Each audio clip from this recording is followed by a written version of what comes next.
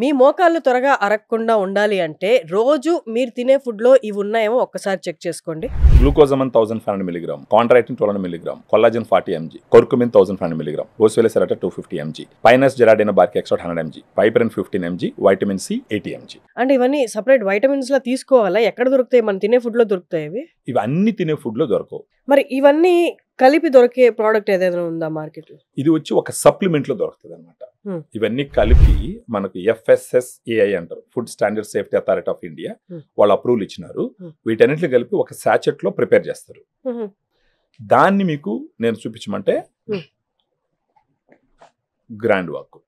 Okay, దీంట్లో sachets ఉంటాయి. ఇప్పుడు మీరు చూసినారు అనుకోండి, దీంట్లో ఇదిగోండి, ఇది గ్రాండ్ వాక్ సాచెట్. దీంట్లో 7.5 grams పౌడర్ ఉంటుంది. 8 రకాలు ఇప్పుడు నేను ఏదైతే చెప్పినానో మీకు ఆ క్వాంటిటీలో 8 రకాల సప్లిమెంట్స్ దీంట్లో ఇవ్వడం జరిగింది. ఓకే, అన్ని కలిపి. ఓకే, దీన్ని రోజుకు ఒక సాచెట్ తీసుకోవాలి. ఉదయం కానీ మధ్యాహ్నం కానీ భోజనం తర్వాత. అంటే ఎవరు తీసుకోవాలి? మోకాళ్ళ నొప్పులు స్టార్ట్ అయిన వాళ్ళు, లేదంటే వెయిట్ ఎక్కువ ఉన్న వాళ్ళు, లేదా ఒక 40 దగ్గరకు వచ్చేసినారు, అప్పుడప్పుడు కూర్చొని లేస్తే నొప్పులు వస్తున్నాయి, మెట్లు ఎక్కితే నొప్పులు వస్తున్నాయి, ఉదయం లేచినప్పుడు మోకాళ్ళ నొప్పులు ఉన్నాయి, ఇలాంటి లక్షణాలన్నీ ఉన్నాయంటే అర్థం ఏంటంటే వాళ్ళకి గుజ్జు కరగడం మొదలు పెట్టిందని అర్థం. ఓకే, సో అలాంటి వాళ్ళు దీన్ని తీసుకుంటే గనక ఖచ్చితంగా వాళ్ళ మోకాళ్ళలో గుజ్జు పూర్తిగా కరిగిపోకుండా కంట్రోల్ చేస్తుంది. ఫర్దర్ గా గుజ్జు పెరుగుతుంది. సో ఇప్పుడు మోకాల గుజ్జు అరగకుండా, ఇవేమి నొప్పులు లేకుండా ఫ్యూచర్ లో అరగకుండా ఉండడానికి కూడా ఇవి తీసుకోవచ్చా? ఎవరికైతే మోకాళ్ళ మీద ఒత్తిడి ఎక్కువ పెట్టేటటువంటి పనిలో ఉన్నారో వాళ్ళు రాకపోయినా గానీ ప్రివెంటివ్ గా ఖచ్చితంగా తీసుకోవచ్చు. ఓకే, ఇది ఎలా తీసుకోవాలి?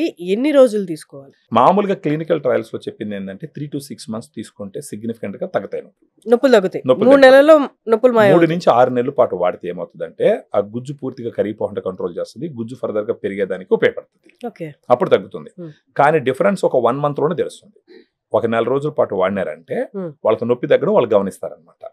ఒకటి, వాళ్ళకి గుజ్జు కరిగిపోవడం కంట్రోల్ అవుతుందని, ఫర్దర్ గా గుజ్జు పెరగడం మొదలుపెట్టింది అనేసి వాళ్ళు గుర్తించాలి. ఈ లోపల కొన్ని ఎక్సర్సైజెస్ తర్వాత వాళ్ళు కొంచెం డిసిప్లిన్ తీసుకొచ్చినారంటే అసలు మోకాళ్ళ మార్పిడి అవసరం లేకుండానే పోవచ్చు.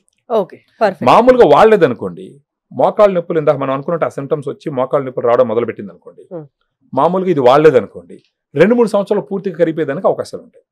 ఒకసారి పూర్తిగా గుజ్జు కరిగిపోయిందంటే అప్పుడు ఆపరేషన్ ఒకటే సరే, వేరే మార్గం ఉండదు.